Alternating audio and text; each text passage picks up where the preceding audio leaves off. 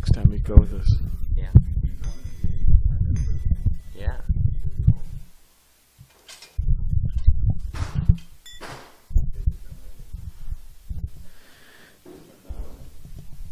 Krishna. Jai Radha. Yeah, I turned it on here, so. Jai Radha Madhava Kunja Bihari.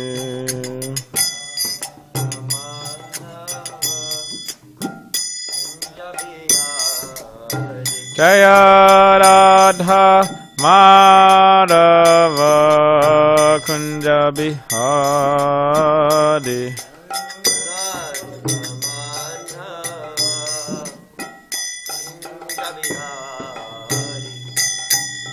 Kopijana Vallabha Girivaradari.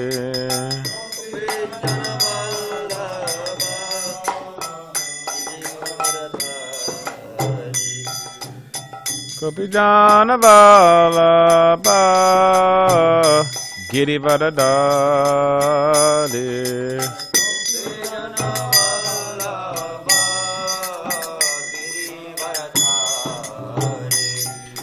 Yashoda Nandana Brajajana Ranjana.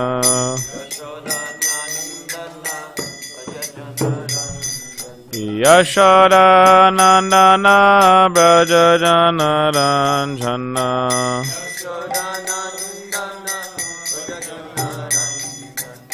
Yamuna Tira Vanachari.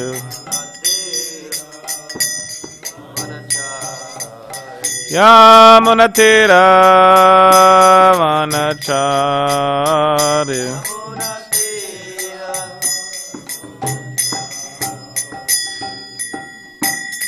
Jaya Radha Madhava Kunja Bihari.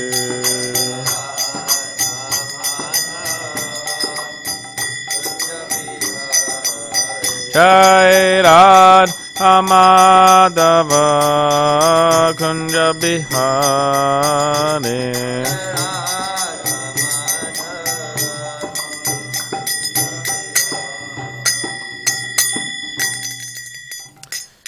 Jai Vishnupad, Paramahamsa Parivrajagacharya, Shtotra Shata Shri Srimad Vangay, Saisi Bhaktivedanta Swami Prabhupada ki Jai. Grantaraj Srimad Bhagavatam ki Jai. All glories to the assembled devotees, all glories to the assembled devotees, all glories to the assembled devotees, all glories to Shri Guru and Shri Gauranga, all glories to Srila Prabhupada. Om Namo Bhagavate Vasudevaya. Om Namo Bhagavate Vasudevaya. Om Namo Bhagavate Vasudevaya. Om Namo Bhagavate Vasudevaya. Om Namo Bhagavate Vasudevaya. So we're reading from the Srimad Bhagavatam, Canto 3, entitled Status Quo, Chapter 32, Entanglement and Fruitive Activities, Text 30.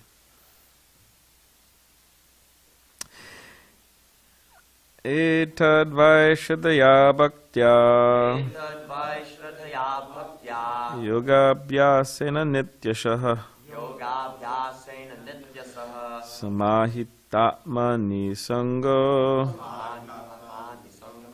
Viraktya Paripashyati Etad Vaishadaya Bhaktya Yogabhyasena Nityashaha Samahitatmani Sango Viraktya Paripashyati Etad Vaishadaya Bhaktya Yogabhyasena Nityashaha Samahitatmani Sango Viraktya Paripashyati.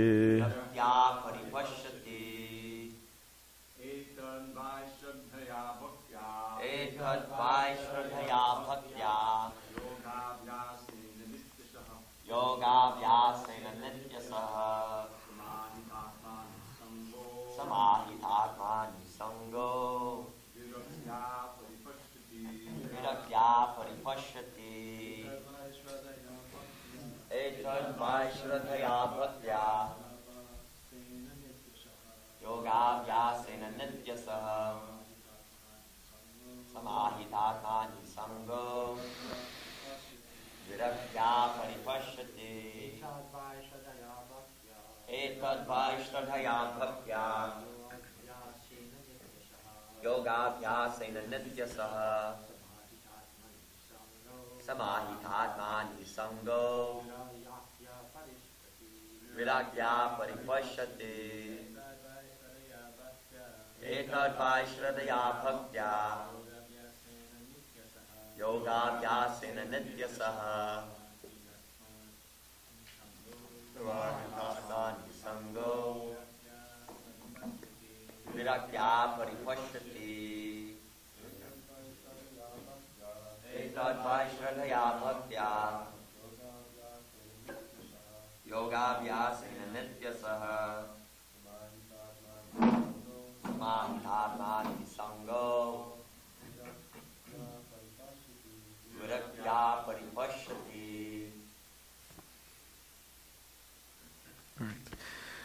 Word by word translation. Etat, Etad, this. this. Vai, Vai, certainly. certainly. Shraddhaya, Shraddhaya, with faith. with faith. Bhaktya, Bhaktya, by devotional service. by devotional service. Yoga abhyasena, Yoga abhyasena, by practice of yoga. by practice of yoga. Nityashaha, Yashaha, always. always.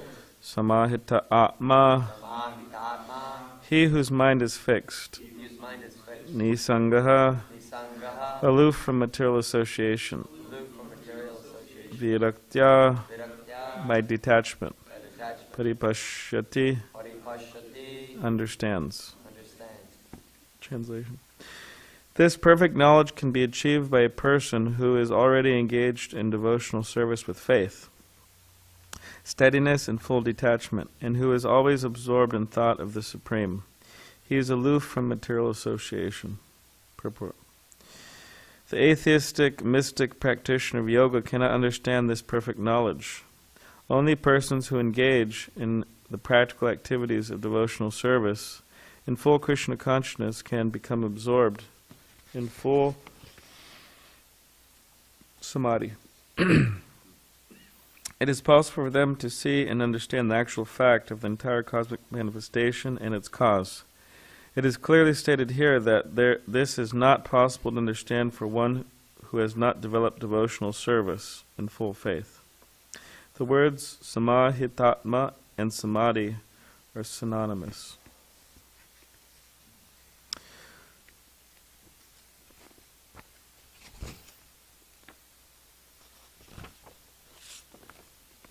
Om Jnanatimirandasya Garanjana Shalakaya Chakshulan Militam Yena Tasmai Shri Gurave Namaha Kam Karidvachalam Pangam Mangaite Girim Yakripa Tamaham Vande Shri Gurun Diritana Vancha Kavdiribhashta Kripa Sindhibevacha Patitanam Pavanebhyo Vaishnavebhyo Namo Namaha Jai Shri Krishna Chaitanya Prabhu Nityananda Shri Advaita Gadadhar Shivasadi Gauda Bhaktavinda Hare Krishna Krishna Krishna Hare Hare Hare Rama Rama Rama Hare Hare. Okay, I'll read the translation again. This perfect knowledge can be achieved by a person who is already engaged in devotional service with faith, steadiness, and full detachment, and who is always absorbed in thought of the Supreme. He is aloof from material association. So yes, faith, this is something that everyone has in this world. People have faith in different things. And what I mean by that is that people have faith that by doing certain things, they'll become happy, they'll become satisfied. And according to our worldview, according to our perception or our worldview, then we will, our paradigm, we will think that certain things will bring us happiness and certain things won't. For example, people of, we could say, meager consciousness, they think that the base activities of life, like for eating, sleeping, mating, defending. They think that these things will bring them ultimate satisfaction, which is very interesting, because as the Bhagavatam makes the point that we also share, human beings and animals share this these activities. Means animals engage in these activities and humans engage in these activities. But somehow or other humans think that that will bring them the supreme happiness, somehow or other. Like, for example, I mean, sorry to say, but you know, within this world, as time goes on, social media becomes very, very important within people's lives. Whereas 10 years, what to speak of 20 years ago, Facebook and this and that and all these different things weren't very popular, if they even existed, if you go far back. So, and you could see people's madness clearly displayed on their profile and their what they say and what they think and all these types of things, right? For example, someone, a woman may say, you know, I'm interested in men, right? That's what she writes. I'm interested in men. And it's like, or whatever, a man may say, oh, I'm interested in women. It's like, oh, well, what a surprise, you know? I mean, men have attraction to women and women have attraction to men, right? That's the general consensus. And what's the big surprise, you know? But of course, why I'm bringing this up, because they very, you know, they say it, they make it known in a gross way, you know. It's like, well, everybody already knows that, but it's kind of in a gross way. And by saying that, it's like what they're saying there is that that is one of my main focuses in life, right? One of my main focuses in life is that, hey, I'm a woman, I'm interested in men, or hey, I'm a man, I'm interested in women. So it's like it's like the same principle. It's like if someone was to say, you know, you see their picture there on social media and they say, oh, I'm interested in eating, you know. It's like, okay, well, like it's kind of weird, you know. It's a sickness, actually. It's a disorder. Or if someone was to say, oh, I'm interested in sleeping, it's like, oh, wow, very interesting, you know. But people somehow or other do not see that, you know, her or him posting, oh, I'm interested in men, I'm interested in women, that is a sickness or a disorder. I mean, some people do. I mean, I see it as a disorder, and many people do. But if someone was to post, oh, I'm interested in sleeping or I'm interested in eating, someone would say, oh, this is unhealthy, you know, like a sickness. Both is a sickness. So yeah, they have faith that will bring them happiness. Their association, right, in these different relationships will bring them satisfaction. And people have faith in hedonism, or this extreme materialism, and in so many different things. I was at a college on what was it, Tuesday, UCSD, and we set up a book table, so I was sitting behind the book table, hoping that someone would take a book. And some elderly man came up to me. He said he's from Iran, and we started talking. And he started saying all these different things that, oh, I do not, you know, after death, you know, that's it, finished, everything's finished. You know, there's no life after death, there's no soul, there's no God, and it's just a bunch of nonsense. That's what he was telling me. And the devotees were chanting on the side, right? Ryan and Jamal and Zach, very loudly with the kartals and harmonium, singing very loud. And the guy said once or twice, he said, man, do those guys have to do that? Like, can they just like be a little quiet, you know? Anyway, he's an interesting guy. But yeah, I mean, he was very, very convinced in what he was saying, and I was making the point. It was like, okay, I told him, I said, hey, that's like really depressing. I told him that. what you're thinking is really depressing. And I brought up that philosopher, what was his name? Camus or something like that. His question was, right, there's only one question in life. You know what that is? Anyone remember? Yeah, whether to commit suicide or not. That was... Some progress. One of his progress was, then the big discussion was how to commit suicide. Yeah. I mean, I thought that he committed suicide, but anyways, maybe he did. But this guy was claiming that he didn't commit suicide. He died in a car crash. Yeah. Krishna took care of him. So I told him, yeah, that's quite depressing. And then he said, well, you just, you got to live with it. That's, and you got to come with, you have to come to reality that, hey, you're going to die and everybody's going to die and that's it. You have to accept that. And I said, okay, but I said, if you ask everybody on this whole entire campus, okay, what you're saying is depressing. And if you look around this whole entire campus, including yourself, no one wants to be depressed. Everyone wants to be happy. He said, yeah, that's true, but still, you have to, live up to it. You have to accept reality. And I said, okay. And then I said, okay, well, what about this? I said, no one wants to die, including yourself, right?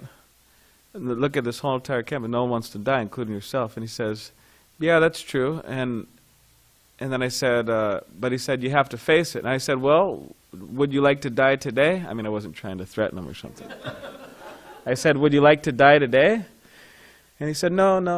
And I said, well, he said, I'd like to live out my life and then, go. And then, anyways, he said all this type of stuff. And then I said, well, what's the purpose behind all of it? What's the purpose of living? He said, well, that we decide. There's no purpose. You have to give it purpose. Some people, they collect, stamps. Some people do this. Some people do. You have to give it purpose, right? And I wasn't accepting any of this. And then we kept on speaking.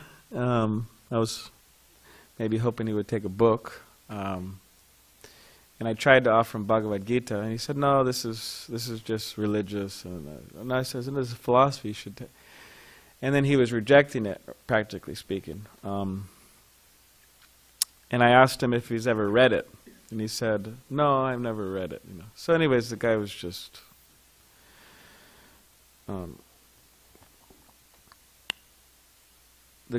unfortunate fellow. But yeah, that's the point, that everybody wants to be happy, and no one wants to die, right? Everyone wants to keep on living. So, the philosophy of Krishna consciousness, it makes sense from that particular angle of vision, is that within us, we don't want to die, and we want to be happy, we want to live forever. So Krishna consciousness is claiming that by engaging in it within this life, we will be happy. And in the next life, we will also be happy, and we will continue living, and the soul's eternal, like that. So yeah, this fellow had this conviction. So there's so many different types of lifestyles we could have conviction in. I was over at a devotee's house, I think about 2 weeks ago, right? We were at Jai Shri's house. I think it was 2 weeks ago. Maybe it was last week on Friday. We were having kirtan there. And then Jai Shri, her father was there visiting from India. So then Jai Shri said to me, she said, oh, you should preach to my father. He doesn't believe in God. And he doesn't believe in the soul. So he's an elderly man too. I think he's like 82 or something. So I went up to her father, and we started talking, and then he said, yeah, I don't believe in God. He said there's a soul, but I don't believe in God. He believes in the soul. Yeah. And then I said, well, what happens when you die? What happens when you die? And he said, oh, well, nobody knows. I said, okay. And I said, so do you have like a particular attraction to some type of God, you know, some form of God or demigods? And he said, no, I don't have any attraction, and I don't.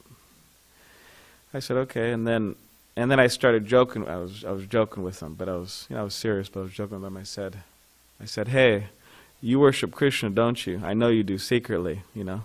And then he started smiling. He started laughing, and he was quiet, you know. He was quiet. I said, you worship Krishna, don't you? And then Jayashree told, she was there, and she said, oh, my father actually brought these pictures of Krishna from India, because he just came from India, and he brought these pictures of Krishna playing a flute. So I went on like this. I said, oh, you're worshiping Krishna. He was laughing about it. And then I said how, I told her father how once Prabhupada said, within India, he said that there was a famous Mayavadi, and personalist, person who, you know, worships the impersonal feature of God, right, wants to merge into that light. Prabhupada said that this particular impersonal, this particular Mayavadi, this guru, Prabhupada said that he worships Krishna secretly. You know, he has a deity of Radha Krishna secretly, he's doing worship. So I mentioned this to Jayashree's father, and he was laughing about it. So anyways, I think he was saying he didn't believe in God and saying all these different things, but actually he had some affection towards Krishna. But whatever the case may be, in relation to our faith, as practitioners of Krishna consciousness, our faith has to be accompanied with reason and logic, in the sense that we have to defend it on those grounds. It cannot be blind faith. But also there's an idea of blind doubt, just like our fellow at the college. And he never read Bhagavad Gita. He never really seriously investigated the teachings of this particular tradition, but he's rejecting it. That's called blind doubt. He's blindly doubting. So we have to have this reason as well.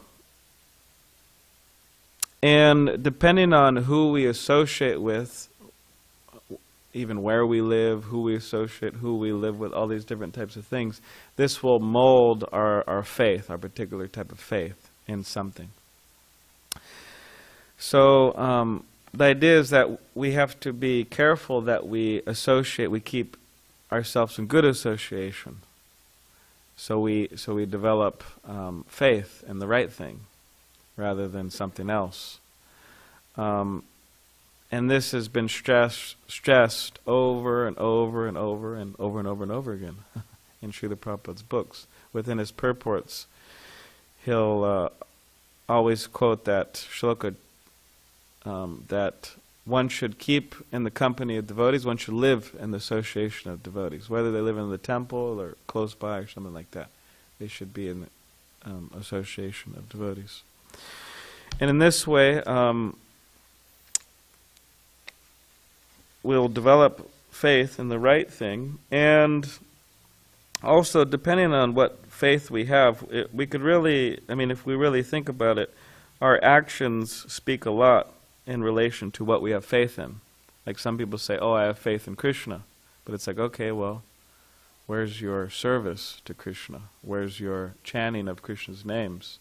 Where's your meditation on Krishna? If you have faith, you'd be doing those things. If you don't have faith, it's just, it's shallow faith. So, and if someone says, I have faith in Krishna, but they're just, more interested in materialism, then they actually have faith in materialism. They don't have faith in Krishna.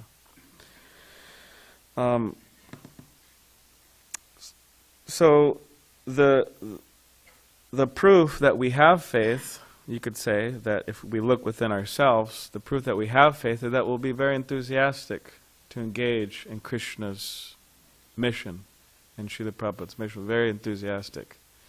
And to the degree that we're lacking in faith, we won't be enthusiastic to do devotional things. We'll be enthusiastic to do other things, because that's what we have faith in. So the greatest thing you could say we could do for ourselves is to associate with those who are faithful.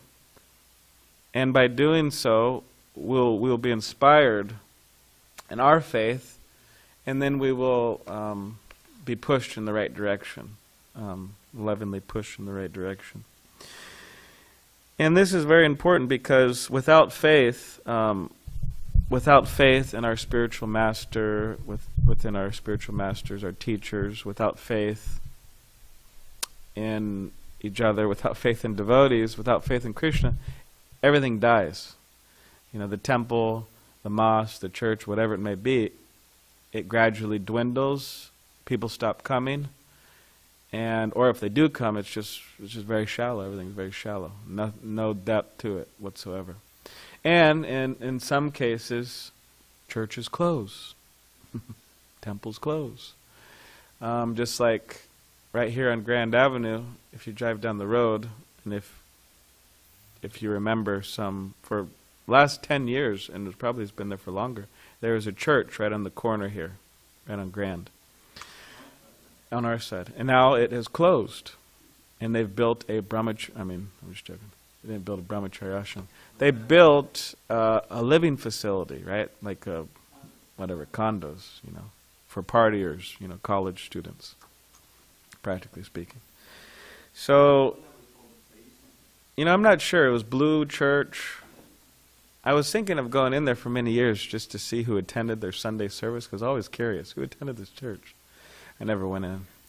But who knows? Maybe they sold it and packed up, and that's it. That particular branch closed down, and they didn't move somewhere. You never know. But within Krishna consciousness, within the International Society of Krishna Consciousness, it is the duty of members, senior members, and members in general, to bring people in, educate them, train them in the culture and the philosophy of Krishna consciousness. Why? So it could go on. So the service could go on. The service doesn't go on automatically. It takes a lot of endeavor. Radha Giridhari have been standing here, more or less, for 45 years, because they were standing in another place by Balboa Park. But it requires a lot of endeavor to keep them, means to serve them, the deities. And that's not automatic. And, people become, as we all know, people become old. The body gets old. Many Prabhupada disciples, they may stop serving, not maybe physically, means, they can't cook the Raj Bhog. Why? Because they can't stand there for 4 hours. They can't cook the offering. Why? Because they can't, whatever, just body gets old and you just can't, And then even this is, Prabhupada disciples, and you got the 80s crew right here in SanDiego. And they're also getting older. Some of them left the body recently, right? So, so therefore it's required to bring people in. Why? So things could go on nicely, training, culture, all that. And to help them become faithful, help them be full of faith, full of enthusiasm to serve. So it's not, I'm not saying this, it's not like supposed to be a depressing, message, oh, it's looking so bad, it's not going to work. But it's supposed to be, I hope, encouraging it's supposed to be encouraging. And whatever the case may be, here it's being mentioned that our service, our engagement in Krishna consciousness has to have particular qualities for it to be successful ultimately. Faith, right? Steadiness, full detachment, and absorbed in thoughts of the Supreme. So as time goes on, this should be more and more aspects of our consciousness, or these qualities should be there. That we should be faithful, we should be steady, we should be full of detachment to material world, material things, and absorbed in thoughts of the Supreme. So we have ample opportunity for that. Means there's so many books, right? Srila Prabhupada's books, so many books about Krishna to absorb our mind in the pastimes of Krishna, the activities of Krishna. And so much service, what to speak of service. Lifetimes you could spend serving the deities, right? preaching, what to speak of preaching all over the world. It's a lifetime's worth of work. So there's no lack of opportunity. So the idea is that we want to associate, in conclusion, we want to associate with devotees very seriously, sincerely, always trying to stay in good association so we could develop faith in the right thing, the right type of lifestyle. And in this way we could gradually develop, or fastly, develop all these qualities: steadiness, faith, full detachment, and absorption in thoughts of the Supreme. And then we will enter samadhi. So full spiritual Krishna consciousness or trance. And yes. So does anyone have any? Yes. I could always count on Bhajanarayan Swami for questions and comments. I'm thinking back to your man on campus who said, you just have to accept it. You plant me under a fruit tree, I'm going to keel over and I'll make good fertilizer and that's anything. I had a good run. So, why create this man in the sky and, hope of his soul is just the fleeting wishes of someone who doesn't want to accept the inevitability of death. But I've moved beyond. I'm a rational thinker. That's the mood and tone of the thing. There's the argument of agency, that everything has a cause. And one cause creates, in other words, I push this falls off, it makes a noise, you look over, there's a chain of agency. Well, okay, this was caused by this was caused, Krishna's karma. You have to ask him, what was the original cause? And what they'll come back to is the Big Bang or a singularity, that there was a point that, then you say, but we find organization by design. Where there's organization, there's a design. There's a designer. There's an intelligence behind it. So there's agency. And there's, that this was caused by this was caused by this. That's logical. That's our experience. It's the basic principle of science and physics. You can't really argue against it. And experience is, wherever you see organization, there's an intelligent designer. So why does he expects you just to accept that there's death? Just accept it. Well, we're saying to him, well, just accept organization and design and agency. Just accept it. It's reality. Oh, well, how would that go away? So show me some seamless logic. We're not asking you to believe anything by blind faith. So hit him with that. Hit him with agency and hit him with organization and design, which is our universal experience since time immemorial. Accept it. We're logical. Yeah. I mean, I know they go on forever. They're reasonable. Yeah, sometimes it's hard to find those people, but yeah, this fellow, just, anyways. Yes.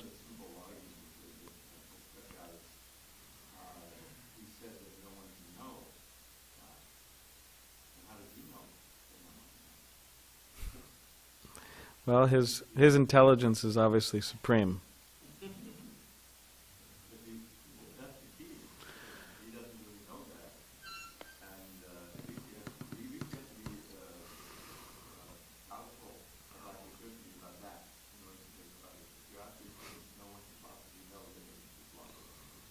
And there's a lot of things he doesn't know that other people know.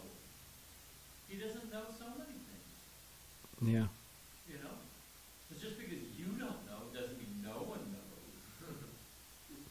Yeah, so Prabhupada said, he said, they say no one has seen God. And he said, oh, well, because you haven't seen God, you think no one has seen God.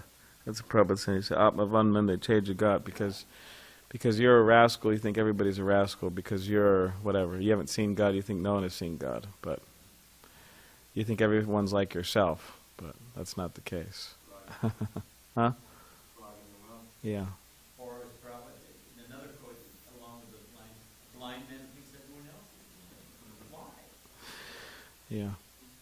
Hasagrami was with me, and he was quietly sitting there. I think he was boiling over because that's what he told me.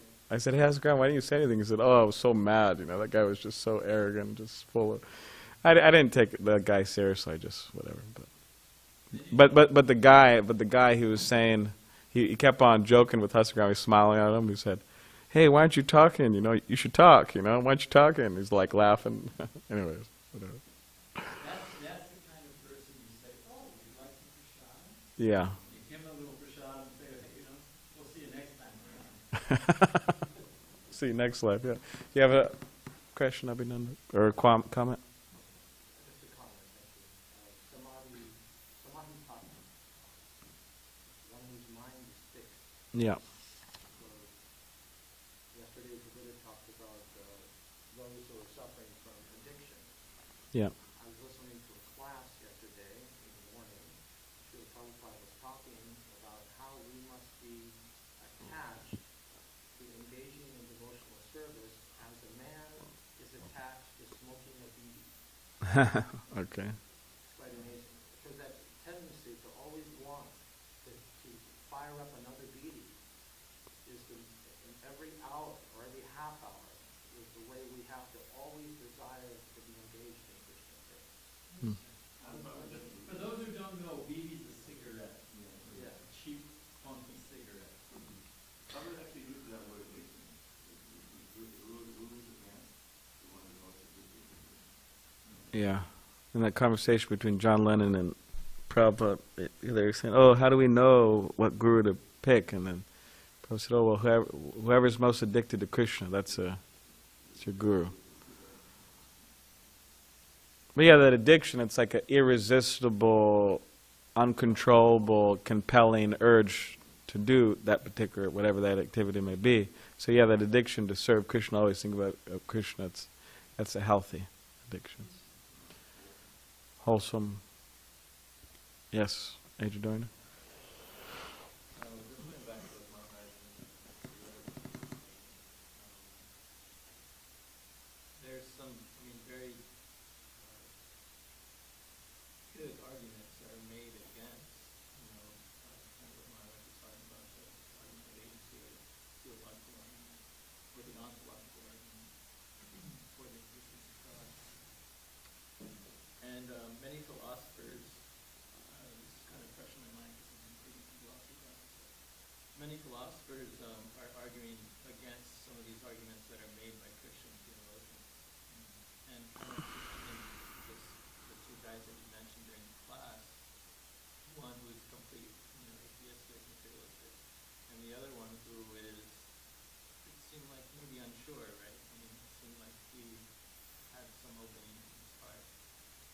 And ultimately, there's a word in Sanskrit called shraddha, which is basically where one places one's heart. And so it seems like we have an opportunity to kind of reach those who have possibly an opening in their heart, and those that do not, it might not be so easy to reach them. And but still, we can still kind of plant seeds for future reference. Yeah, that's true. Chaitanya Mahaprabhu's Sankirtan mission. They hear the holy name, they take prashad, Yeah. and Generally, when you encounter someone like that, there's not much. There's a small, but very little chances of having them see the light and take a look. But it's the audience. In other words, Prabhupada was always railing like, sometimes even directly they would say to the audience, fully aware that the chance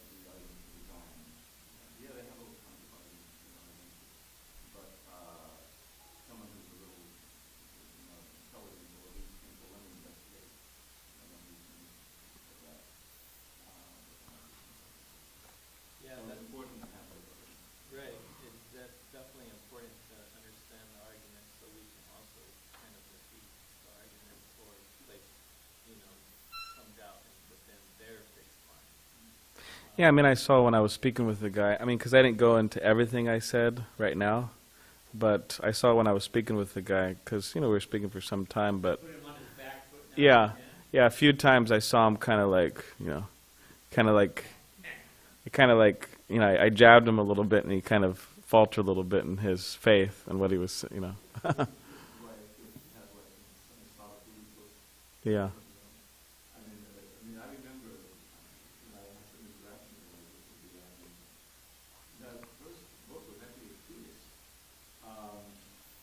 Was proved by mathematics, what was it called? Part of it, that life cannot express the matter. It was all on the basis of, It was statistics. yeah, it was all like, you know, I could understand it. But the thing is, this is one of Saraswati's greatest roles was in giving devotees faith. Well, here's a physicist, here's a mathematician, and he's full on, he's getting Hare Krishna. Yeah, there was one scientist, Indian fellow, who would come by regularly here, and then I gave him some of Sadhuputta Prabhu's books, you know, quite a few, and I would give them to him, and then, yeah, over time he read them, and, you know, he was more convinced about Krishna consciousness. That was nice. The last thing I was going to mention is that it seems to me that there's more of a Christian, atheo-Christian, you know, kind of, Debate going on. yeah, where it's like people are against the concept, Christian concept. Yes, yes. You know, where it's like, They have no answer to evil. That's the problem with the Christians. They have no answer how a merciful, all-powerful, just God can have someone can be born, a child can be born in Calcutta with no eyes. How can, if there's no previous life, they have no answer to the question of evil. Yeah, a lot of... Which does sort of create a large hole. Yeah, a lot of the atheistic people, they're attacking the Christian concept of God, but a lot of them somehow or other don't get into the, you know, Vedic. so if we're able to shed light on this, what we feel is the ultimate concept, you know, of God, which is a loving, you know, caring, faithful, then, You gotta convince them of karma in previous life, otherwise you're dead in the ground. You can't even get to the personal God. You gotta convince them, that's what this, I only have one life and I'm born like this. You know, why the disparities? How can there be a just God? So you gotta nail that first before they'll move on to there being any kind of impersonal or personal God. You had something juggling there? Oh, I was just going to ask what attracted him to you to begin with. It seemed like he wanted to be challenged enough. What attracted him to us? Because if he didn't believe in God, what would be the purpose of that? Well, They don't slap around. It's Well, fun for them. They well- don't slap around these foolish things. well, the guy, he came up and he said he comes to UCSD, and he said he just likes talking to people, this and that. He's an elderly guy, so he just kind of talking to people. He takes philosophy classes. So, but it is interesting, this idea of planting the seed, because it is quite amazing how people become devotees. And people become devotees in all different types of ways. You could write many volumes of books on how people become devotees. But one devotee in Colorado, Brahmachari, there's the bhakti leader, he told me how he became a devotee. He said he grew up living 15 minutes away from New Vrindavan. That's where he grew up. So then his friend brought him there for some reason in the middle of the night. God knows why, but he's like, okay, you know, he sees the palace kind of, it's dark, and then there's the Prabhupada palace, a nice palace there. And then, you know, he hears all this stuff, whatever, about New Vrindavan, this and that. So he's a little, you know, wary about the devotees and stuff. So then he starts going there during the day, and he goes in Prabhupada's palace. But he's avoiding all the devotees, you know, like the plague. Is just like, I don't want anything to do with the devotees, I'm just going to Prabhupada palace. And he would go and he'd meditate and, you know, whatever, read and stuff, but he would never deal with the devotees. So then some time passed, and he wanted to analyze all the devotees, their character. So what he did is he started working as a volunteer gardener there. So he's like gardening, and he was like looking at the devotees, like, hey, are these guys like serious? You know, they like, you know. I told him, I said, so, like, what did you think, when you started analyzing? And he said, well, there's a few devotees who were, kind of eccentric and this and that, but a lot of the devotees I was actually impressed by, And then over time, he joined the temple, New Vrindavan, as a brahmachari, as a monk. And then I asked him, I said, what made you want to join the temple, And he said, oh, the devotees are just so loving, like they really cared about me and they're like really nice people, So then he joined the temple and then he stayed there for 3 years and then he moved to Colorado. And he's been there for 2 years. He's a brahmachari there in Denver. And he's a bhakti leader there. I forgot his name, it's a difficult name, but disciple of Keshavarti Goswami. I think it's... No. Anyways, I forgot. But, yeah, it's quite amazing he became a devotee like that. Yeah, I think... You have a question? Yeah, I have a question. So you mentioned that... I'm giving question. Maybe we could just end and then you could ask him after, or he could, whatever. Yeah.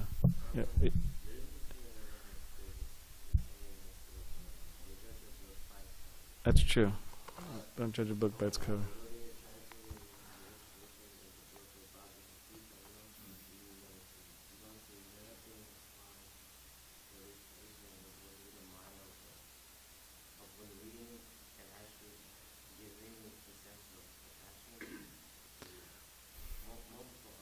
I mean, of course, now, that's the saying, don't judge a book by its cover.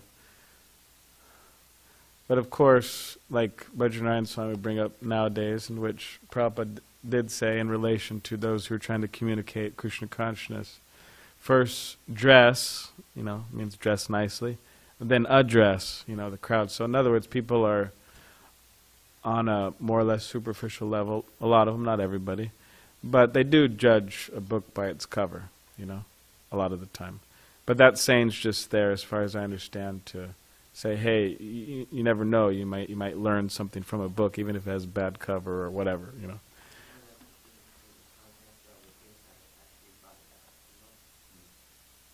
Yeah. All right, so we'll stop there. Thank you very much. Kantirat srimadbhagavatam ki jai.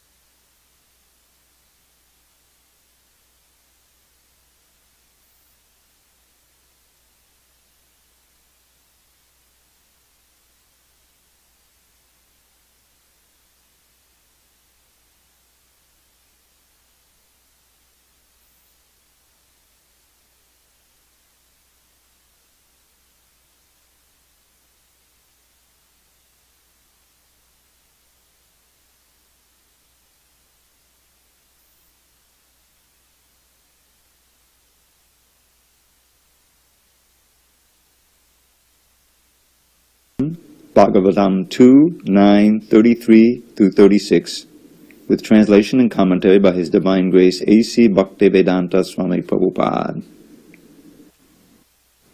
Srimadbhagavatam 2, 9, 33. Ahamevasame nanyad sadasatparam pascharaham miretacha yo vishishte sosmyaham. Brahma, it is I, the personality of Godhead, who was existing before the creation, when there was nothing but myself, nor was there the material nature, the cause of this creation. That which you see now is also I, the personality of Godhead, and after annihilation, what remains will also be I, the personality of Godhead. Purport. We should note very carefully that the personality of Godhead is addressing Lord Brahma and specifying with great emphasis himself, pointing out that it is he, the personality of Godhead, who existed before the creation, it is he only who maintains the creation, and that it is he only who remains after the annihilation of the creation. Brahma is also a creation of the Supreme Lord.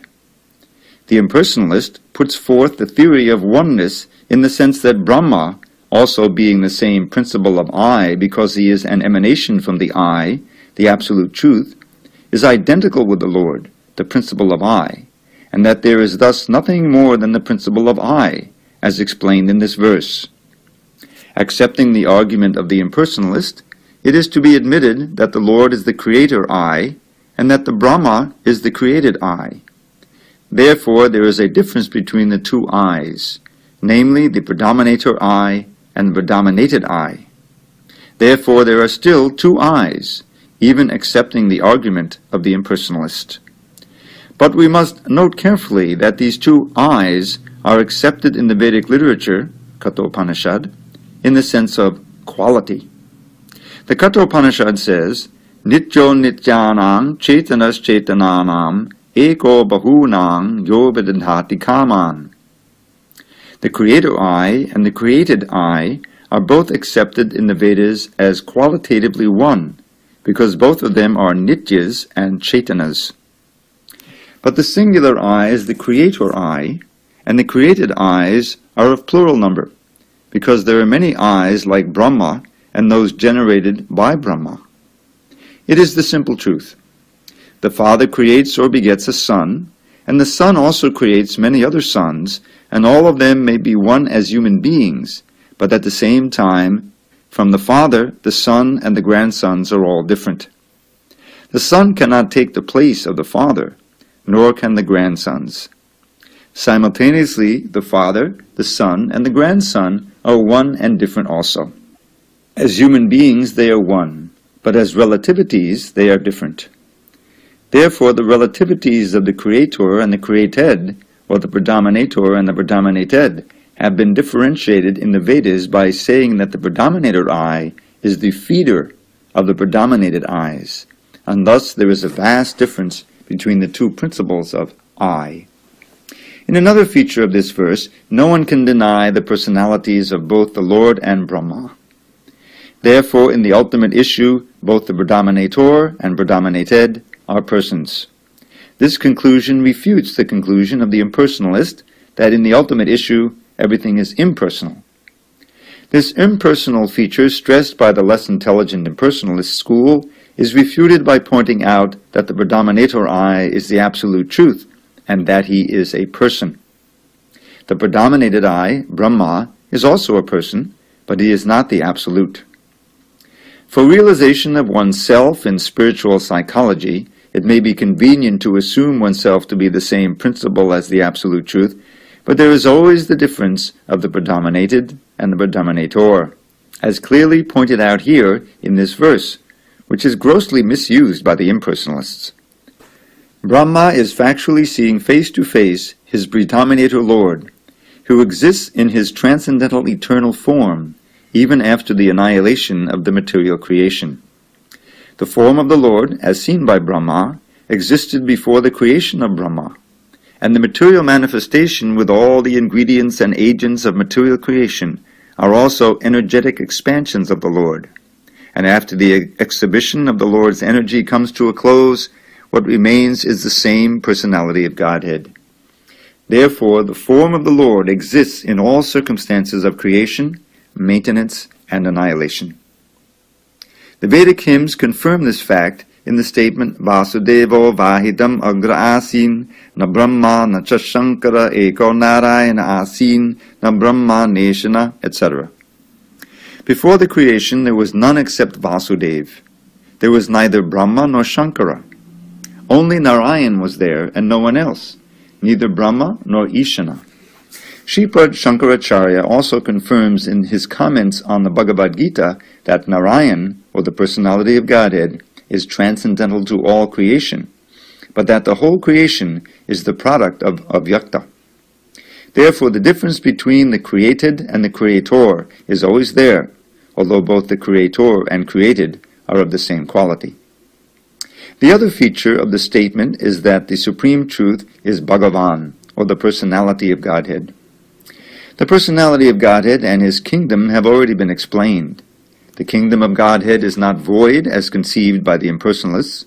The Vaikuntha planets are full of transcendental variegatedness, including the four-handed residents of those planets, with great opulence of wealth and prosperity. And there are even airplanes and other amenities required for high-grade personalities. Therefore, the personality of Godhead exists before the creation, and he exists with all transcendental variegatedness in the Vaikuntha Lokas. The Vaikuntha Lokas, also accepted in the Bhagavad Gita as being of the Sanatan nature, are not annihilated, even after the annihilation of the manifested cosmos. Those transcendental planets are of a different nature altogether, and that nature is not subjected to the rules and regulations of material creation, maintenance, or annihilation. The existence of the personality of Godhead implies the existence of the Vaikuntha Lokas, as the existence of a king implies the existence of a kingdom. In various places in srimadbhagavatam and in other revealed scriptures, the existence of the personality of Godhead is mentioned. For example, at srimadbhagavatam 2.8.10, Maharaj Parikshit asks, Sachapi yatro purusho vishwastit yudbhavapyayaha muktvatma mayam mayesha sete sabhagohashaya. How does the personality of Godhead, the cause of creation, maintenance, and annihilation, who is always freed from the influence of the illusory energy and is the controller of the same, lie in everyone's heart? Similar also is the question of Viduras, Tatvanam bhagavans tesham katida patisankramaha tatremam kahupasiran kahusvidnanusherate. Srimad Bhagavatam 3.7.37.